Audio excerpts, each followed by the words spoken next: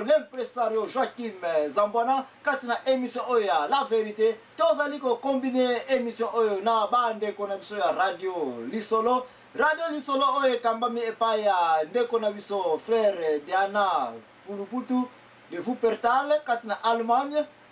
Radio oyo pe zali toujours en combinaison na bande ko na biso mingi na zali ko pesa félicitations na ntango bako accompagner na ba émission na ngai bande ko mamengi katina poto kuna bande ko dompe même si to soana kame tozana biso kaka ensemble bande ko nensi lulu bande ko susu ziko kole na radio na bango. J'espère que le cocorico ne va plus coquer cocorico poto za subo kuta na te mikolo e metozana biso ensemble bande ko nyonso kuna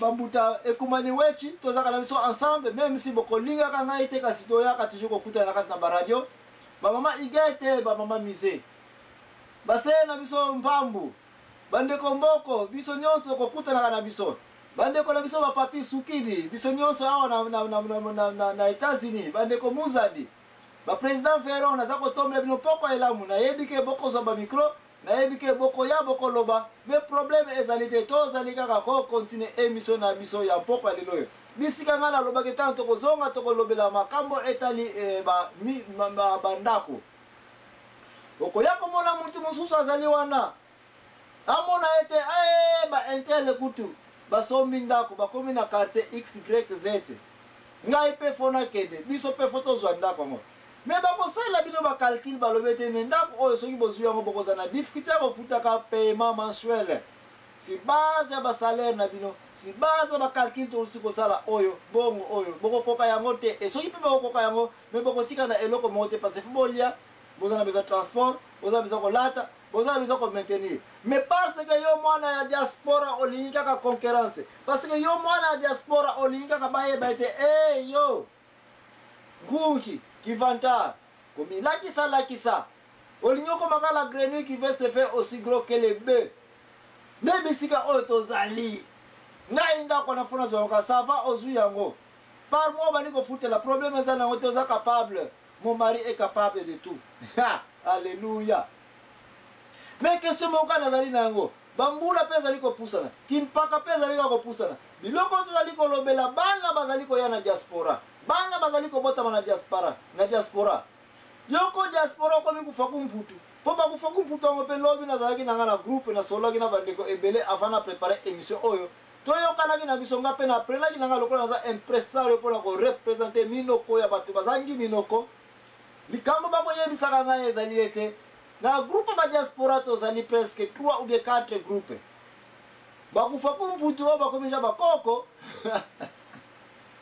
oyo bazasu capable ya kotravaille 2 misala 3 misala te baopi batanga mesikoyo aja bapense ekomi kopusa na mukongo ekomi kobeta eza kosenga ete ifo kende kopema parce mingi kati na biso tano tozongaka d'Afrique bilamba na biso bakorepaselaka biso yango chopo na biso bakolambelaka biso yango na kusiniero na biso wana bilamba na biso tango eyaka wana batu bakolakisaka biso ete tosi yango awa bambete na biso babongiselaka biso bamakambo ndenge na ndenge bakosalelaka biso tokobimaka bapatron yo mwana ya diaspora vile kitoko nde yango wana bato tozali kozela na ntango komi mpaka vile kitoko yango wana tozali kozela na ntango ozongelaki mboka na wana bakoloba ete ya solo mutu oyo diaspora asili koya kasi yo yebisanga ti ntango vile nyonso awa na mboka ya diaspora ozali kobomaka yango na kovwamisaka mundele na kozwaka ndako ya cher oyo alobi noki 30 ekokoma ya yo 30 mpe jamais okokisa 30 yango na mboka ya poto ke mukongo ebukani yo te to mpe so okokisi 30 yango toyebi baoyo bakokisi 40 na bandako wana mpeka bandako yango babotoli bango yango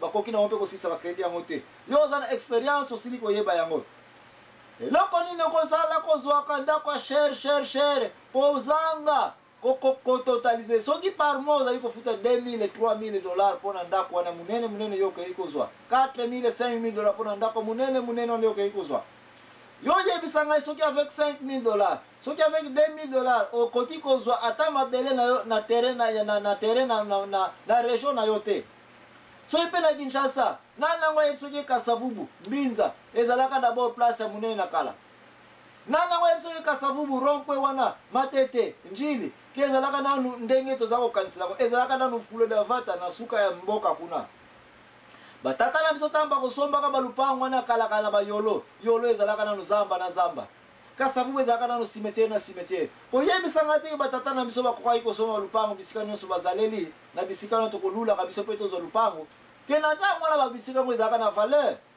na kopesa bino bakana ngai te na kokena ba exemple personnel na ngai te noki boya koloba te oyeka boya kolakisa biso basoso boni mabata boni bantaba boni ozali nango na kokende kuna te kasi ba mikolo tozali obligé tozala modèle ya kolakisa na ba jeune to bazali koya ndakisa nini te koyi kokende na yango yango wana suka na kopesa bino conseil oye biso tobongele nango o biso pe toyokaki bakulutu na biso ba conseil biso tolandaki pe tobongi kasi mama likambo tozali kolobela awa okoki jamais kozala na mboka ya diaspora okende kozwa ndako ya munene po okota no esclavagisme ya kofutaka eloko oyo kotikala kozala jamais ya yo po néglige mboka na yo po néglige Congo Kinshasa na yo parce que développement ya pays ezali kaka gouvernement te mais ezali d'abord ba particulier ba business ba personnel qui est yo mwana diaspora ozali na position kitoko na mboka ya matériel ozali nango na mboka kitoko ozali nango na yebi okoloba ete bango soki natindi bango mbongo bakomela ngai to bamelaka ngai to bamelaki ngai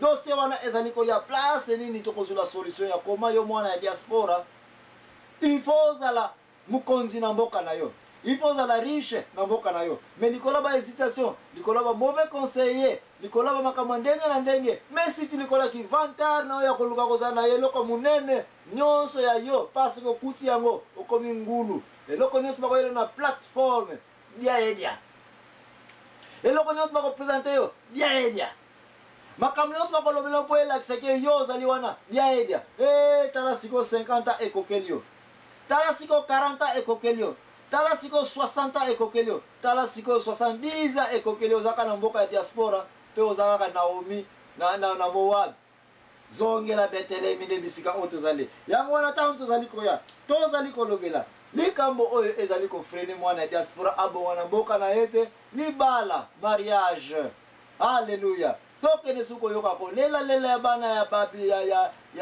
ya Israel na mokili ya Babylon ntango bakonzamaki epai ya Nabucodonosor mpasi bamonaki eske ezali mpasi na yo pete ndeko na ngai kokende mosika te frère na bino l'impresario Joachim Zambwana kati na émission oyo la vérité bandeko na ngai by the rivers of Babylon. By the rivers of Babylon, where we sat down, there we will, when we remember Zion. By the rivers of Babylon, where we sat down, there we will. when we remember Zion. Bana hizo bazali ko reconnect kama bazala itina boka na bango siko bazwi bango na mboka ya diaspora bazali kolela.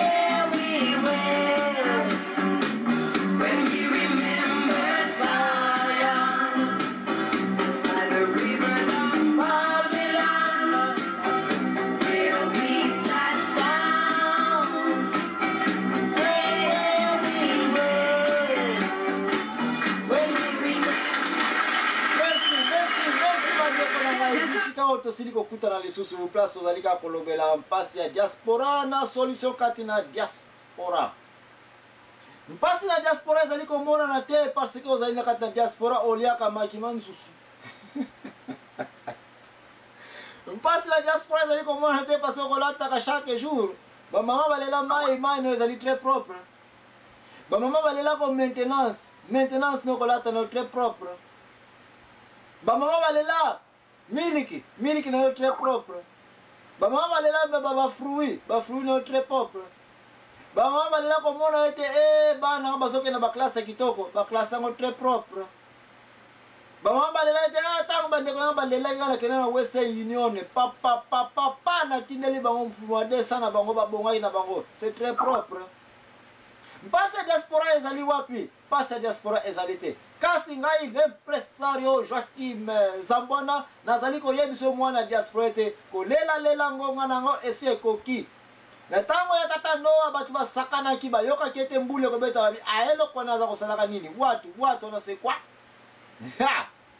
Kasi tango na we kokaki kokakata na misu eyaki koswaswa minu ekotaki kolela pe kotaki oyo mwana diaspora ngonga ekoki poto sala mpe inventaire to balancer mpe ba chèque wana entre crédit na débit.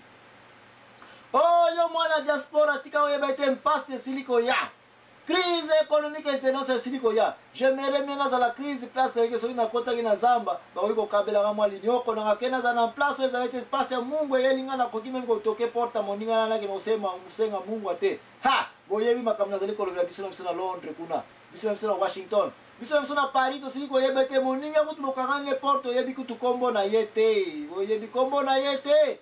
Sino toko yime mo kene hotel na balabala te oyebise ke pardon pesa na Mungu anazana na mwa dikidini susu na ngana na tokisa. Alléluia. Mais si tu passes zali ko ya parce que jour ezali te kanga sapato zoko kanga hote il faut gunza banano parce que mbasanima e kandu kiyo na age. Ngonga yango ninko koka na yo kufa kumputu. Na ngai kufa kumputu. Tango ngo siliko koka. Me awa toko sukela kaka na eloko moko bazali ko benga la fourmi et la cigale. Que faisiez-vous autant chaud? Oh yo mwana ya diaspora. 30 ans na poto, 20 ans na poto, 10 ans na poto, 5 ans na poto. Tout ça un peu inventé yebisanga nini ozali nango na Congo, na Angola.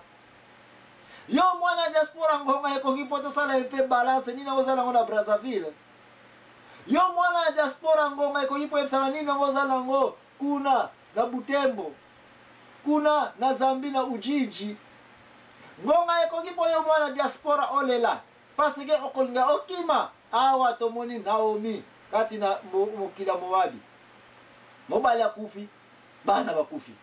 Siko fasonga na Betelemi de Yuda. Kasi na Betelemi de Yuda niki kuko pa maokomi na ezalite. Place yo mwana diaspora ozali. Ozana yango? Félicitations. Matondo.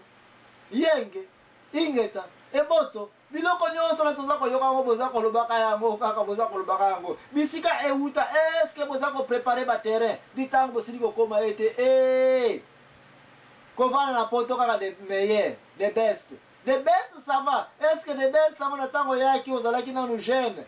Ozali peut-être net ngai tozali ko saba pen show na mutuna erwana suki partout. Lelo tokomi na batatema bandi.